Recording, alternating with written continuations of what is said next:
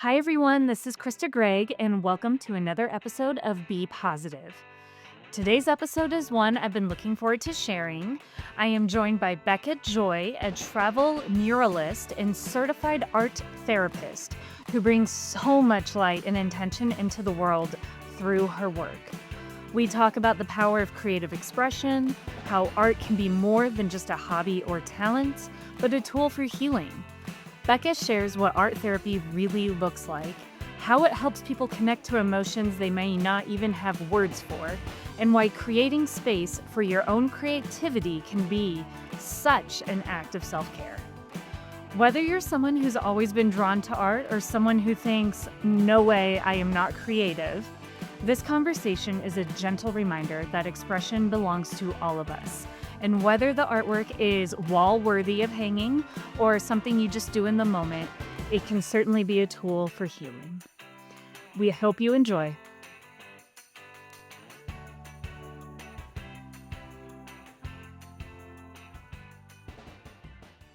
Hi, Becca. It's so good to see you. It's been so long. How are you doing? I'm doing great. Yeah, how are you doing? I'm doing good. I'm doing good. Getting through the week. It's a Wednesday that we're recording this, so it already feels like it should be a Friday. How's your week been? Well, there seems like there's not enough days in the week, but just getting things done and preparing for my next trip. Before I want to dive in because I know exactly what you do. But really quick, give us a brief introduction. Who are you? What do you do? What are you passionate about? And everyone, this is Becca Joy, and I will give you a little hint here. She is an amazing artist. Oh, yeah, so I'm Becca. I currently am a traveling muralist and mostly landscape painter, but I really love painting all types of things. But I'm also a trained art therapist and mental health counselor and have worked in that profession since I graduated grad school in 2017. So I'm not currently practicing, so I'm focusing on the art, and the travel takes a lot of time, but I've loved doing both and find joy in both professions. And how did art come into your life? When did the epiphany happen where, oh my gosh, I am talented and I could do this, or I love this and I'm gonna get better at this? What happened in that moment? That's a really great question. I think I always loved being creative ever since I was a little kid, and um would always kind of just want to be designing things or just playing with different art materials. I remember a specific moment in high school that I was just really drawn to art, and I thought, I really wanna be able to draw. So I remember sitting in my room just sketching all the time, and I would just carry the sketchbook around high school all the time. Then I think I departed from it a little bit because I had this sort of innate desire just to help people, and I thought, when I went to college, I thought to myself, "What could I do that would be the most helpful?" But I think as I've gotten older, I've realized that we are the most helpful when we're doing the thing we're meant to do, whether that's an obvious altruistic profession or not. But at the time, I was like, doctor, I've got to be a doctor. So I went to school, I got my degree in biology, minored in art because I always loved it. And it was my senior year of college that I really started to think about what I wanted to do. And I sort of revisited the idea of doing art therapy. So I changed my track my second semester, my senior year of college. And I remember doing a painting class that was really, I think about it all the time still because I had a lot of freedom in that class. And I think it was my first real introduction to the power of art and healing in a mental health way. Because I know at that time, there were things that I was sort of processing that I just really didn't have the word or the audience for, to be honest. And I remember really painting these paintings as a way to express the things that I didn't have any place for. And I think that was a really good sort of premonition for me as to how that was gonna start looking in my professional, um, life. So, then I went to grad school to be an art therapist. Amazing, so you combine both worlds. Do you still have some of the original art that you created, and do you look fondly back on it? And, what blah, blah, blah. What do those pieces look like? So, I actually really didn't like any of them. Yeah, it's really funny. Actually, no, that's not true. There was one of them that I did really like, that I was really proud of, and I had a whole commentary around it. I probably never even really shared it, but, um, I don't have any of them at, like, where I'm living now. They do still exist in the world, but, um, I think that also is such a good representation of art therapy and just the therapeutic route of art. It's those pieces I made were healing in their own way, even though I didn't like the product of them, and so, like, they were not something I was ever gonna hang. I kind of cringed when I had to show them to people, but except for one, there was one that I liked, but the point of it wasn't, "Let me make this beautiful piece of art and, put it in a gallery." The point of it was, "Let me practice my art skill," because it was a class, and in doing that, I think the thing I wanna focus on is telling my story in a way that I don't have to verbalize, but it still gets put out there, you know? Well, and you as an artist are evolving over time. I mean, Oh, big time. I'm sure back then when you were studying, you never thought that you'd probably get into murals and do these ginormous spaces inside or outside, and travel the country painting murals all over the place. Yeah, in my wildest dreams, maybe, but when not in my plan, no. And that's the thing too, I guess, I look back on those pieces and I think, "Wow, there's so many things I would do differently if I were to approach them now." But even that is such a cool thing, right? Because it's such a good representation of growth, and I can look at that and say, like, that provided little Becca with what she needed at that time, so that makes that piece good, but, if I were to do it again, I would do it differently, partially because I'm a better artist, but also partially because those things that I was painting about, I look differently on now, so even that and that's something that I would do as an art therapist, it's like, maybe I'd see a client in the beginning of our time together, and it might be, "Let's paint a representation of something that you're going through," and then maybe, 6 months later, we're revisiting that topic with paint representation of the thing that they're going through, and then I can compare those images and see how much differently their perspective has changed on it, or if they're receiving anything differently from that artwork based on the work we did together or their experiences since then, and so that it just provides an extra language, and that was where my connection to art therapy really, made sense make sense to me, I think. I love that. And how do you so for anyone who hasn't really explored art therapy before, how do you define it? What is it and what is the process of someone going through art therapy? Yeah, no, that's a great question because it's really misunderstood, I think. So art therapy is an integrated mental health profession. So we are trained in mental health disorders. We're trained in all types of techniques. We just use art as an additional tool. So we're going to use art to facilitate the creative process and help people build resilience, to connect with themselves, to connect with other people, to facilitate positive change. And that can look like so many different things. Like positive change is such an abstract thing to say, but it can be I feel differently about this thing that happened to me, or I understand this thing that happened to me better, or I'm more willing to do XYZ in my life because I'm no longer getting in my own way, or, insert positive change here. Yes. But I think a big part of it is really building self awareness, building coping skills, it's building social skills a lot of the time. And it's just the art can be such a powerful tool when used in an educated way. So do you give anyone that you're helping, when you were doing art therapy, do you give them a prompt or is there a topic and they can use whatever medium of art they want? Or can it be a Picasso like piece or can it be a still art or something from their imagination or a dream? Does it really range from all the different types of ways to look at it?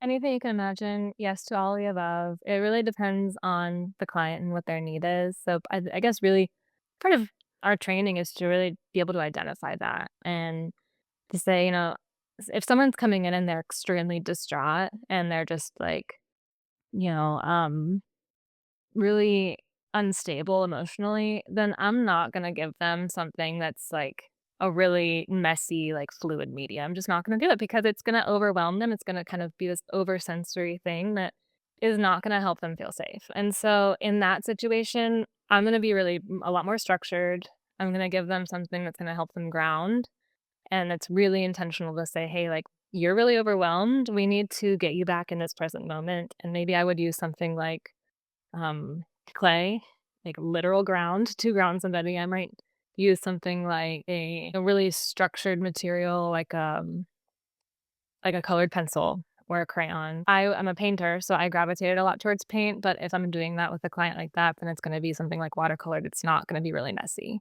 Right. Because again, it needs to be really safe and contained because that's what we're trying to do with the feelings. We're trying to contain them, not like make them come out because 'cause they're already out. If it's the opposite and somebody's coming in and you know, you have a child, you know probably how it goes when they don't wanna talk about something. "Hey, how was your day?" "It was fine." You know? Yes. "How are you feeling today?" "I don't know." And so if I get a client like that, I'm gonna probably give them something that is really expressive. So we might do something like finger paint or sponge paint or something like that where the art can help do the work to get some of those feelings out.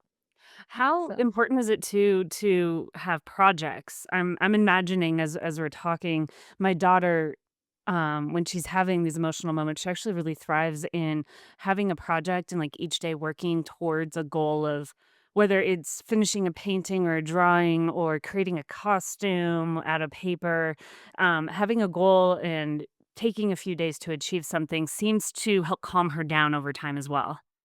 yeah, for sure. It also can really build a sense of mastery. So, we see a lot of people in therapy with low self-esteem or low confidence, and if they can accomplish a goal or make something and see it from start to finish, that can really help build that self-esteem and sense of mastery. But you're right. I mean, it can be really cool to see a project from start to finish and come back to it every week. I think it really depends on the client because, some people can get bored with things really easily or a lot of the time I would see someone one week and the next week, maybe they have a totally different issue that feels like it's the most important thing, and so it doesn't make sense to go back to the same project. Um, but, it really depends. Both have happened. I mean, I've worked a couple months on the same project with someone before, and that worked really well, and then there's other times we start a project and we don't finish it because it's no longer relevant. It's like whatever happened in that session was what needed to happen for the healing for that thing, and it didn't make sense to go back and reopen that wound. So, I think, to build on your previous question, sometimes the art therapy can be really directive and really project oriented and really like, "Here's a prompt, this is what you're gonna do." And other times it can be really open ended where it's like, "Here's materials, do whatever you feel like you need to do." And sometimes it's not even necessarily air materials. Sometimes people will use like found objects and make a sculpture. And um, it's really cool when that's something that comes from their environment. And then they can bring it into the therapy room and, make something that maybe came from a place that wasn't great. And then they can kind of use that to make it into something new. And there's a lot of really cool things that can happen within those processes. I love it. What, can you share any examples or stories of some of the biggest transformations you've seen with people who have taken on art therapy? Yeah, I'm gonna be careful about how I talk about that Of just course. because of, I protect the clients and their confidentiality and things. But I think a lot of the times, I guess when I was thinking about this, two things kind of really came to mind. One, a lot of the times in therapy, it's very slow progress. And and that's the case of all therapy, or any change, right? Things happen over time, and sometimes in my experience, when they happen that way, it becomes more sustainable because it's not like this magic trick that just fixed everything, and then now you have to establish a whole new routine and stick to it and all these things. It's over time, these little changes are happening to where you look back and you're like, "Oh, wait, I didn't realize I got this far." And it's that one step at a time type thing. So I think the cool thing about art therapy is being able to see the progress visually where, like, I had a client, I've done this a few times actually, where we might do a similar art directive throughout our time together. And at the end of our like, maybe when they're ready to stop seeing me or whatever it is, we might look at that body of work And it's really cool to be able to see, wow, this is something I made when I first got here, and this is the thing I'm making now. And it's not about, oh, my art got so much better. It's, wow, I noticed that I'm using a lot more color now than I used to, or I'm a lot more confident in the kinds of mark making I'm making, or wow, I used a lot more paint this time than I did before. Like I was really timid before, or something like that. Um, so you can see that kind of connection with self. You can see the confidence build, and it's really special to witness that because it's not me saying, "Hey, look at how much better you are." It's the client being able to visually see, like, "This is the progress that I made because of the hard work that I did." And that's the most gratifying thing. Well, and I love that Um, success here is being defined not, "Oh, is this a great piece of art, and did you represent it properly?" It's the co I'm fascinated by the way that they create the artwork is really it's the journey, it's the process of how they put it together with either confidence or color, as you said. Um, that's fascinating to me. It's not the end result isn't what matters, it's how you get there. And, I think that's such a great metaphor for life as well. A lot of times it's not about reaching the top of the mountain, it's, the journey up and the pitfalls and ups and downs, and as simple as or, not I mean, I don't even wanna say it's simple. Creating art, whether it's hard or not, every step of that has its own representation emotionally, especially in art therapy, it sounds like. no, definitely, for sure, and that's, I guess, leads into the other success story or transformation. It's sometimes you have these moments in therapy that you get to see these aha moments, and so sometimes I don't know what it is, if it's just, like, the stars align or what it is, but sometimes you pick the right directive, the client's in the right headspace to do it, they're super willing, and they get exactly what they need out of it, and that's not every session.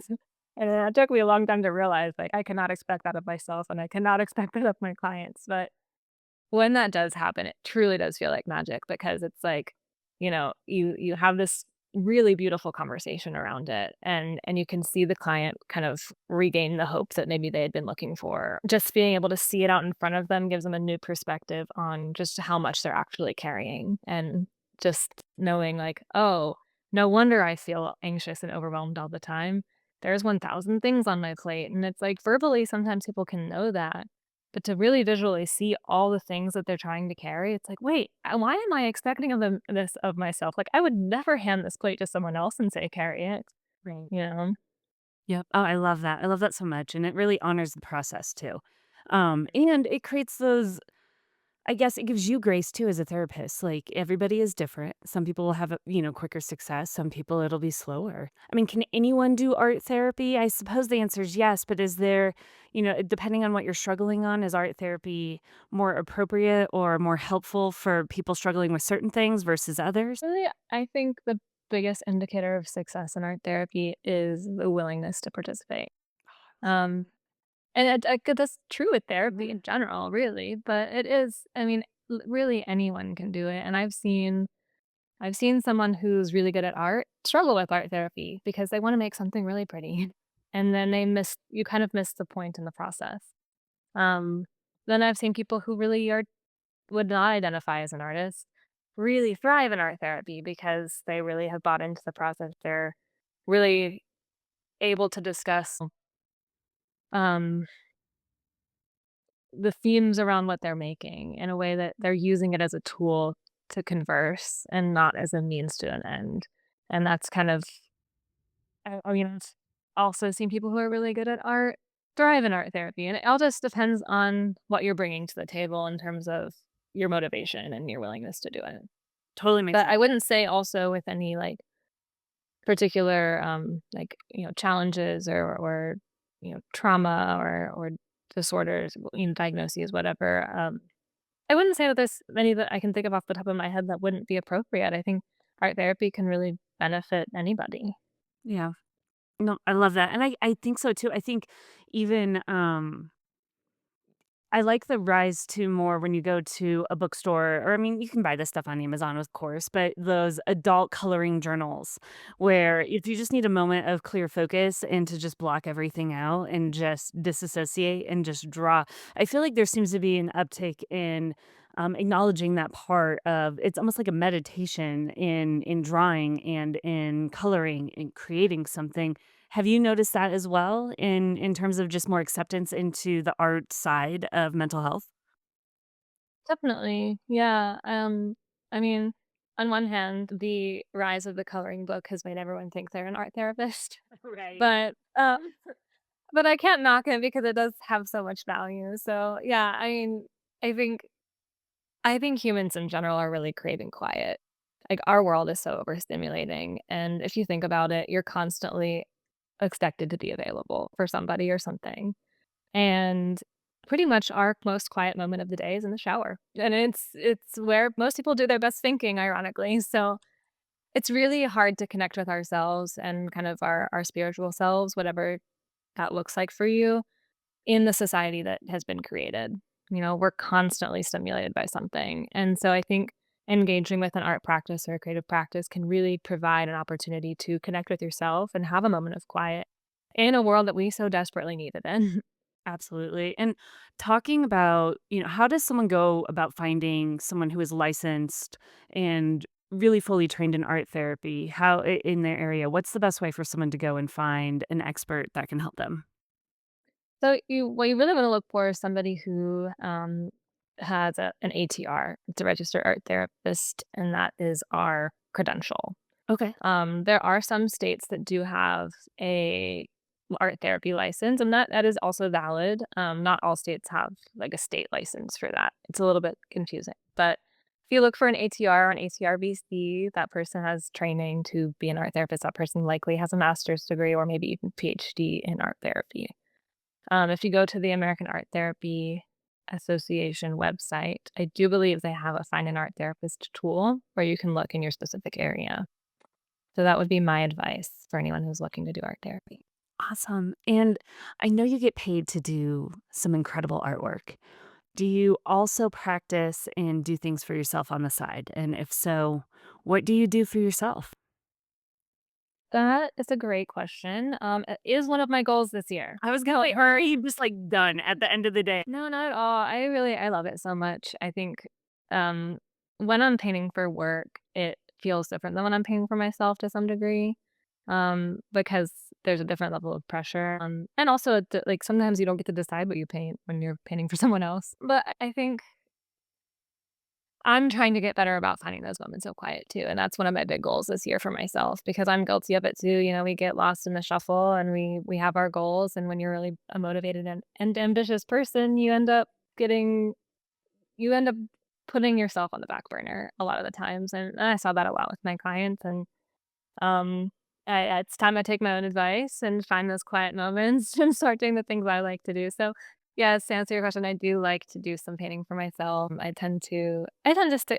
I guess I gravitate a little bit more towards watercolor when I'm painting for myself, just because it's accessible. It's a little bit easier with. I don't have the. It's a silly barrier, but the barrier of getting the paint out of the tubes, it gets me every time. So if I don't have to do that, then it's more likely to do it, and that would be a big piece of advice for somebody who's trying to, do more self-care is, figure out where your barriers are, and if you can remove some of them, you're more likely to do it. Um I'll even say right now, it feels like a lot every time my daughter says, I want to do an art project. And all of a sudden she's grabbing markers and I see a Sharpie and then paint. And I'm thinking our dining room table is going to be destroyed. So now I need to get boxes or I need to get some sort of construction type paper and tape it over. And it sounds so silly. It takes 5 minutes, right? Maybe Mhm. 10 if I have to break down boxes. But it is a mental just, okay, fine, I want you to do art, but now I have to protect everything because I can't trust you and this is going to be a big mess. And are you going to clean it up? And creating a way I've seen a few friends where they have at the in their kitchen or at the end of one of their tables, it's like a giant roll of paper Mm. that they just pull out, cut it off, and it's there, and that is it, and then when they're done, they wrap everything up and they throw it away. It is the best system, and I need to create it, and I think just to your point, eliminate the barriers no matter how big or small, because when it comes to doing it, I can come up with a million excuses. I'm really good at that, of why not to do it, and, the less barriers, the less excuses and reasons not to, I suppose. Well, exactly, and most of the more often than not, once you're in it, whether it's something you really want to do or not, it once you're doing the thing, it's usually harder to stop doing it than it is to keep doing it. Yeah. Well, and once you I mean, it's like a workout. I mean, it's exercise for your mind in a lot of ways. Mhm. Once you get the first one done, I feel like your body starts craving it a little bit more. It feels good. Yeah, no, yeah, I mean, you're teaching your brain that this is a good thing for me, this is something I like, Mhm. you know? So, what should people do with their artwork if it is not wall hang worthy or something they wanna make public, but they still wanna keep creating?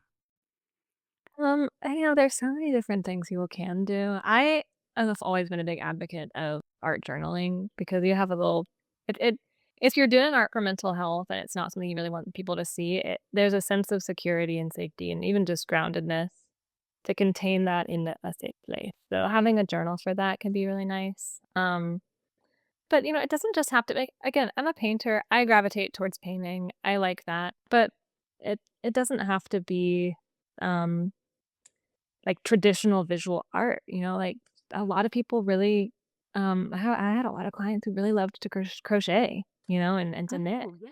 or to Okay. embroider, because that's something that sometimes feels less intimidating than, well, I'm not a fine artist. What am I going to do? Like, how am I going to paint, Or I just really don't know how to draw. Like, how am I going to draw how I feel? It's like you're gonna get that same kind of present, grounded, like, meditative experience, this quiet time with self if you're engaging with a fiber art that you would like you were engaging with other material. I am so guilty of just thinking of this as drawing or colored pencils or crayons. I mean, there are so many different ways that you can express yourself. I mean, even writing, I'm wondering is could creative writing be a different form of art or For journaling sure. or now my mind's going down, making music or sewing or Mhm. whatever. I guess the idea of art therapy, there are so many different ways that you can categorize that.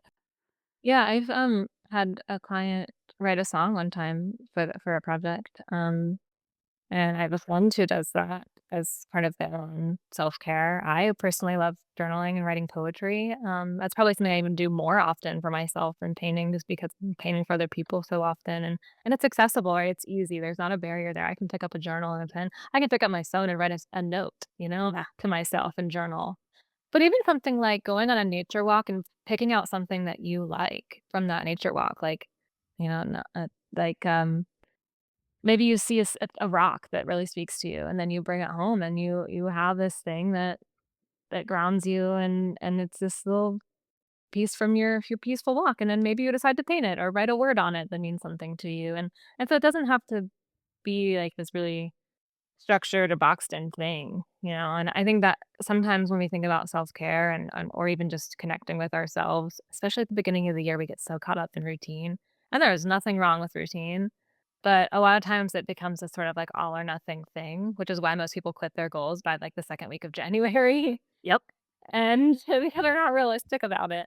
I know myself well enough to know that my schedule is so inconsistent that if I said, well, my self care is going to be art journaling every day, it's never going to happen, Right. you know?